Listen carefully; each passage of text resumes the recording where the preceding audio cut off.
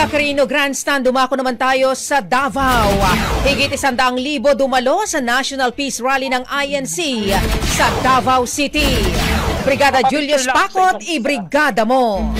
Mga kabrigada, kasalukuyang ginaganap ang National Rally for Peace na inorganisa ng Iglesia ni Cristo dito sa Davao City. Partikular na dito sa may San Pedro Square ng syudad, kung saan sa datos ng Public Safety and Security Office ay nasa mahigit 100,000 na mga tao ang dumalaw sa nasabing aktibidad as of 10 a.m. At inaasahan na madagdagan pa ito dahil sa may mga partisipante pa ang patuloy na dumarating dito sa syudad.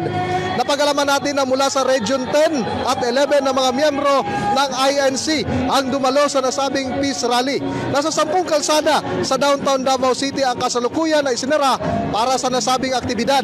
Alas 4 ng hapon ay mag-uumpisa na ang program proper ng nasabing aktibidad at sa kasalukuyan ay wala pang kumpirmasyon ng mga kilalang personalidad na dadalo ngayong araw. Yan muna ang latest mula dito sa Davao City in the heart of changing lives. Ako si Brigada Julius Pacot para sa 93.1 Brigada News FM Davao, The Music and News Authority. Ang bahaging ito ay hatid sa atin ng Power Cells Herbal Capsule. Tuldukan ang sakit dahil ikaw ang sandigan.